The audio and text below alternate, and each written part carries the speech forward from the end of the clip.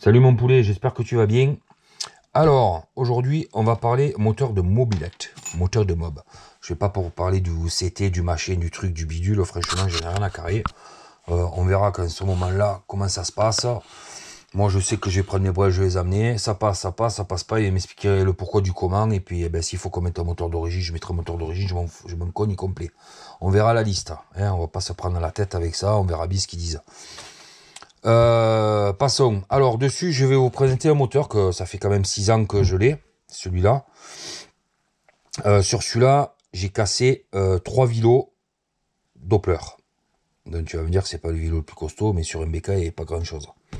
Celui-là, c'est un bon petit moteur parce que celui-là, je sais pas si tu te souviens, j'ai sorti 16 chevaux au banc il y a 2 ans, 3 ans maintenant. Si tu regarderas une vidéo, marqué Poligny, bande d'essai, un truc comme ça. S'il faut, je te mettrai le, le lien en description. Comme ça, tu iras voir. Dessus, j'ai remis le vélo d'origine parce que quand je suis passé au banc, j'avais le vélo Bidalo, soit de 20 de chez VSX. Sauf que, enfin, chez VSX, c'est comme le VSX, mais c'était le Bidalo d'origine. Sauf que j'ai la tête de bielle, les roulements qui ont pété. Ça a cassé, donc du coup j'ai pris le moteur, je l'ai mis dans un coin, j'avais laissé tomber. Là j'ai décidé de le remettre en route parce que c'est un moteur qui on va dire que je reviens à mes premiers amours, hein, on va dire. Hein. Donc c'est un moteur que j'aime bien, le Poligny 46 je le kiffe, c'est un très très bon cylindre, bien travaillé, il marche le feu de Dieu, celui-là, surtout qu'il sort 16 chevaux, donc je veux dire que c'est balèze quoi. Dessus, alors la principale modification que j'ai faite dessus, c'est que j'ai mis un vélo Mir 35, soit de 20 des deux côtés, côté allumage, côté vario, avec grosse masse. Alors je ne me rappelle plus des tailles. Je te laisse aller regarder sur le site de Mir 35. Vélo GDR, soit de 20, je crois que c'est G2, G3, je sais plus.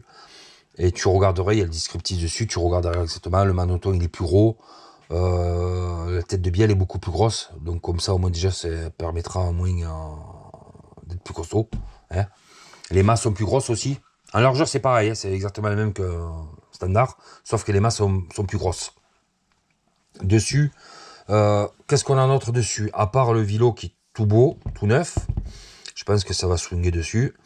Tu vas sûrement me dire quel roulement j'ai mis. Alors les roulements, il a fallu que, vu que on a mis un vélo de MBK dedans, il a fallu élargir, bien entendu, parce que les vélos MBK sont plus larges que les vélos Peugeot. Au lieu d'avoir mis des roulements en épaisseur 14, on a mis des roulements en épaisseur de 12, tout simplement. Donc du coup, ça passe, je te donnerai les références, j'ai plus en tête. Si tu me les demandes, je te les mettrai en commentaire. Ça sera avec plaisir, je te dirai exactement ce que c'est. Parce qu'il y a deux côtés. Donc ça, c'est côté Peugeot, d'accord. Donc là, le diamètre, c'est 47. Sauf que côté allumage, c'est pas le même. Il est plus petit. Peugeot, il est plus petit. Donc du coup, c'est un roulement spécifique en diamètre. L'extérieur, je sais plus combien il fait. Je me souviens plus, je me rappelle plus combien il fait. Bon, je te demande-moi-le, je te dirai en commentaire, je me rappelle plus.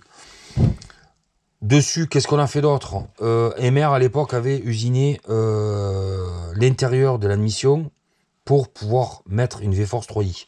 Ça, c'est une V-Force 3i que tu as dessus. C'est pas une cale, une boîte à clapper top perf que tu vois standard, les petites. Donc, c'est une vraie Force 3i.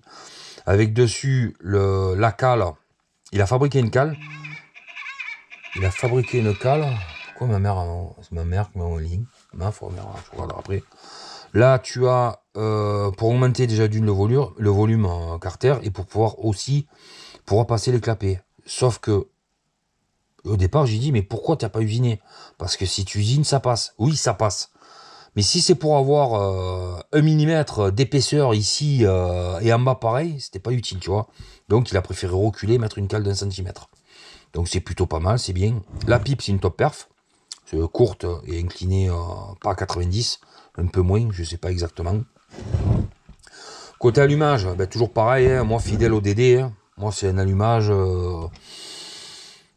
Voilà, moi je sais pas, je suis désolé certains s'il y en a qui regardent ma vidéo, mais je sais pas comment vous faites pour percer un piston, le calant à 0,4. Hein, moi, je respecte la notice. Hein, ça fait 6 ans que je monte, que j'en ai monté je sais pas combien de DD. J'ai jamais un client à moi ou un pote à moi qui a percé un piston. Alors, mais jamais. Je suis désolé de voir ça, mais je sais pas comment vous débrouillez, les gars. Généralement, quand on perce un piston, c'est soit c'est la bougie qui est trop chaude, soit avec le bon calage, je te parle, attention, qu'il soit calé à 0,40, hein, à 0,4, hein, pas à 0,35, 0,4 pour une course standard. Donc, MBK ou Peugeot, d'accord, 0,40. Quand tu dépasses cette course-là, ou 44,9, une course 44,8 ou 44,9, je sais plus, ou une course 47, cale-le à 0,35, d'accord. Mais ne le cale pas à 0,40, cale-le à 0,35, parce que la notice, elle est mal traduite. Quand il y en a qui te disent, ouais, tu mets un 50, ouais, ben on le met à 0,4, ben si tu mets un 70, ou enfin 46, ils te disent 0,35, non, non. La course est la même, c'est pas parce qu'il est plus gros que tu vas le caler différemment. Non, non, cale-le à 0,40, et quand tu dépasses, tu passes en 44,9 ou en course 47, là, oui, à la rigueur, tu changes, tu mets 0,35, mais mets-le à 0,40. Si ça crame, si tu perces ton piston, soit c'est parce que tu as fait un mauvais réglage carbu, soit ta bougie est trop chaude. Si tu as un mauvais réglage carbu et que ta bougie est trop chaude, eh ben automatiquement, tu le perces ton piston. Hein. C'est logique. Hein. Après, il y en a qui font comme ils veulent. S'ils veulent le mettre à zéro, qu'ils le mettent à zéro, moi je m'en fous complet. Hein. C'est s'il y en a qui disent, beaucoup qui disent, ouais, mets-le à zéro, tu verras, c'est mieux, ou même un peu plus en retard. Faites comme vous voulez. Mais moi, en tout cas, j'ai toujours réglé comme ça. J'ai jamais eu de problème. Voilà, ceci dit en passant.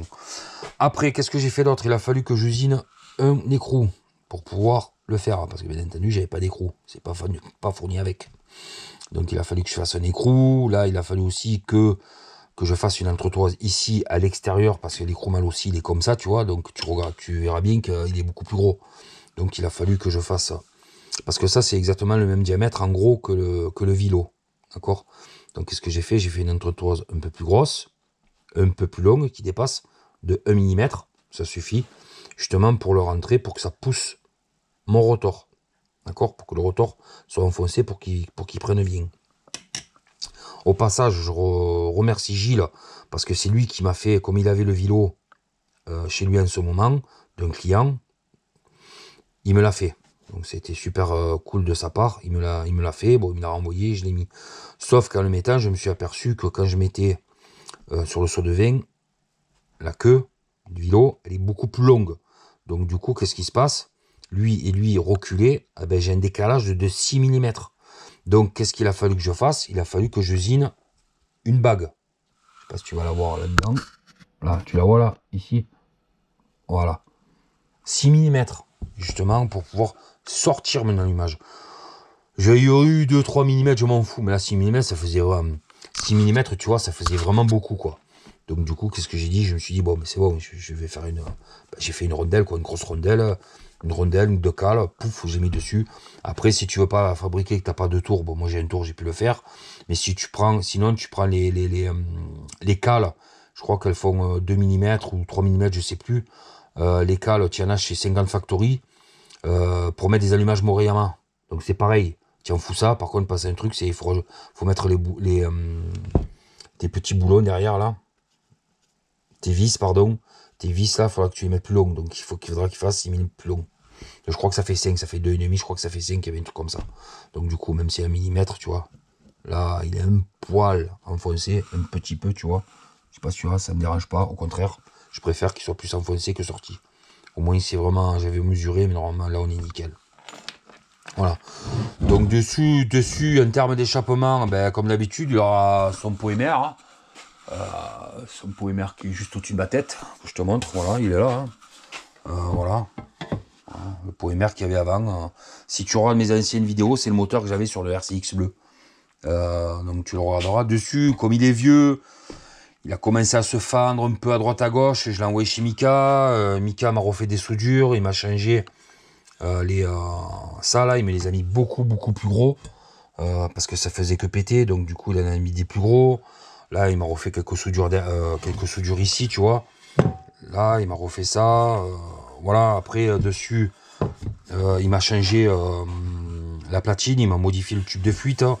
J'ai demandé à Mika qui me le raccourcisse un peu. Donc il me le raccourcit.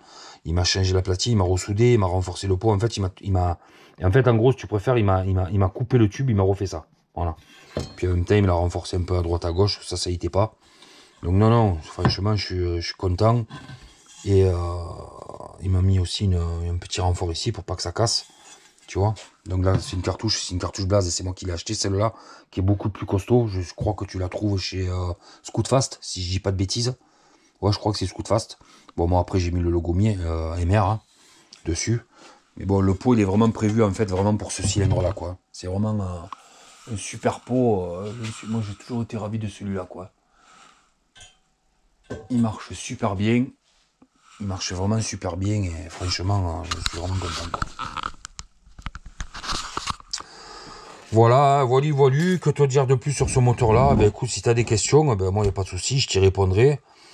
Avec grand plaisir. On va voir lequel vario je vais mettre. Hein. Soit je te mets celui-là, le 120, tu sais. Voilà, losange, qui est de chez Mathias.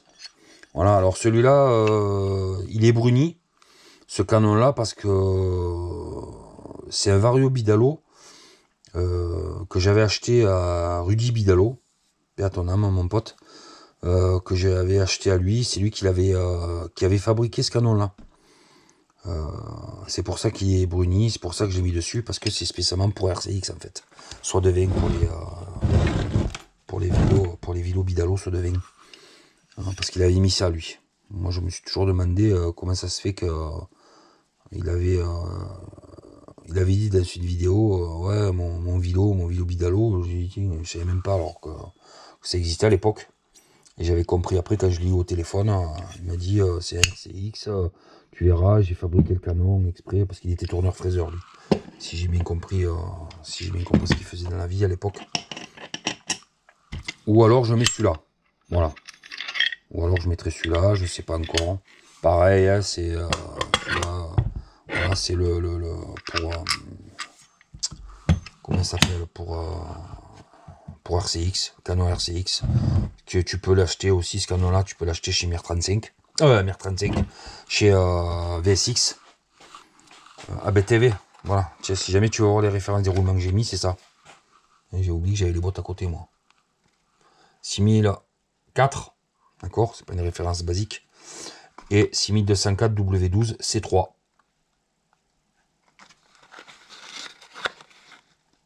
Tu mettras pause si tu veux. Voilà, là tu vois les deux là. Voilà. Donc ça c'est les roulements que j'avais mis là-dessus. Donc si jamais tu veux faire vraiment l'adaptation pour ce vélo là, contacte Gilles Anchelob, il est au courant, il a tout fait dessus. Donc c'est lui qui m'avait même qu'on avait trouvé aussi les roulements. Il en avait heureusement. Donc du coup, de toute façon après, tu sais, tu vas sur un 2-3 roulements, tu as toutes les tailles que tu veux, c'est hallucinant. Hein. Voilà, dessus on va lui mettre bon. On va lui foutre son biberon. Pouf. Voilà. Son petit biberon TR. Comme avant, comme quand je l'ai eu. Voilà. Et puis après, ben, je vous ferai un essai routier. De toute façon, il va rouler dans pas longtemps. Là. Dans pas longtemps. Et puis on verra un peu ce que ça dit avec ce vélo-là. Ouais, je pense que ça devrait le faire. Hein. Déjà qu'il marchait ce bordel.